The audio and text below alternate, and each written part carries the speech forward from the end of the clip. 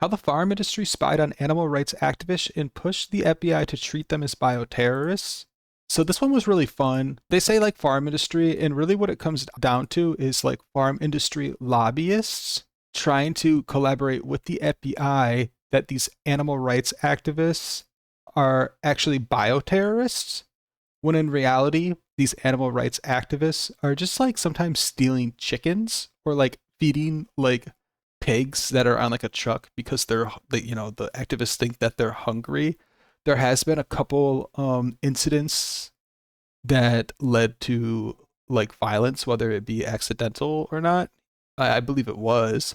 There was one instance of a truck driver running over a protester, allegedly accidentally, as far as I understand it. But really, like, you look at the farm industry lobbyists trying to convince the FBI that the activists are bioterrorists, and we look into it and we find that really, like, if one person died and it was a protester because they got ran over by a truck. These animal rights activists aren't killing any of the animals. So it can't, how could it be bioterrorism when the activists are actually trying to help the animals because they think that like they should be free and not owned by the farm industry? Weak case by the lobbyists, but the lobbyists are doing their job. Definitely for worse here. A lot of times I would say for better or worse, but lobbyists are just like, they should not be involved in things like this at all. They should be out of FBI investigations, and they should not have any pull in any kind of government agency like that. That's definitely my hot take here. We'll continue to the next story. The Trump administration is tempting a honeybee disaster. So what happened here, this article isn't 100% accurate, but Trump did cut funding to the USDA, which in turn led to a lot of these employees leaving, not actually getting fired though. As a result, they're having a hard time researching what's going on with the bees right now.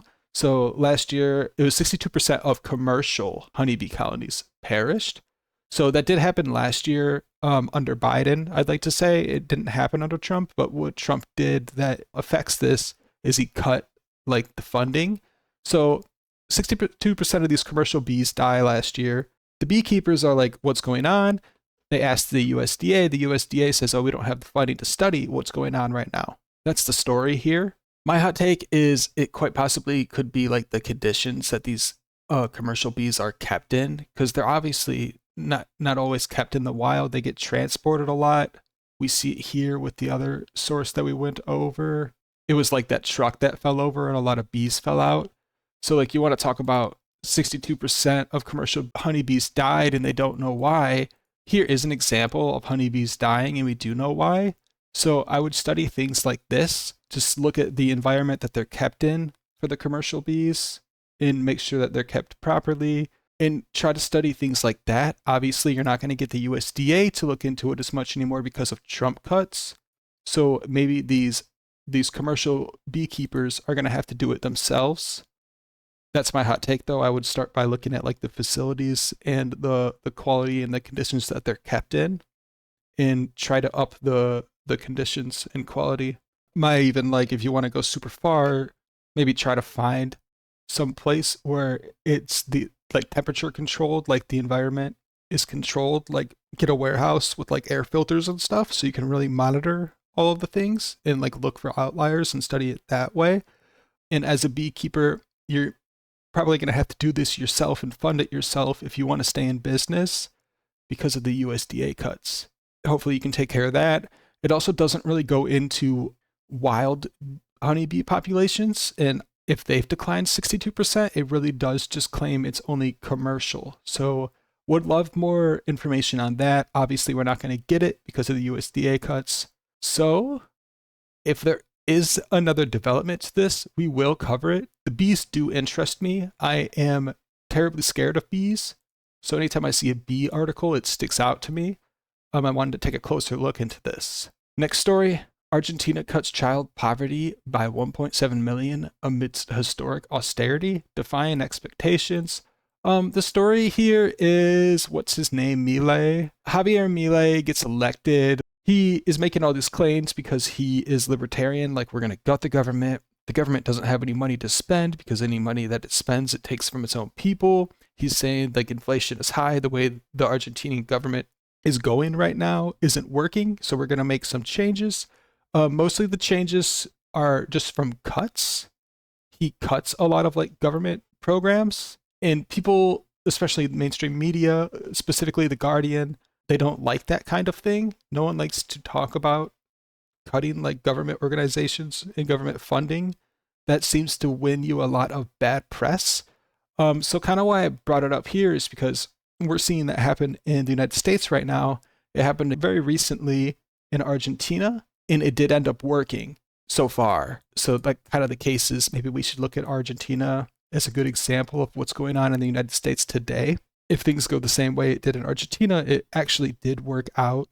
Another thing to point out here is that he did make a lot of cuts, but he doesn't only cut things. So he does bring in more money to programs that actually deserve it. So he does cut a lot of things, but that does allow more room in the budget. So what he does is he expands the universal child allowance, which is just one of the factors that 1.7 million children are out of child poverty in Argentina. There was a lot of other factors that he did as well, but the article just really talks about that a lot because they don't want to talk about the cuts.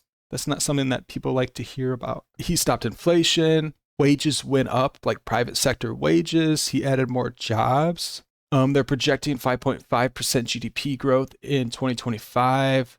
Agricultural exports surged 81% in 2024. This also goes to like a lot of deregulation that he did in the government, which led to like, just farmers being able to like sell things, especially export them more easily.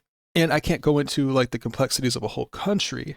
I just wanted to give you a little overview. People don't like to talk about the cuts that Argentina made, but basically, so far it's going well, is the story here. So this is the last story. House Republicans include a 10-year ban on U.S. states regulating AI in Big Beautiful Bill.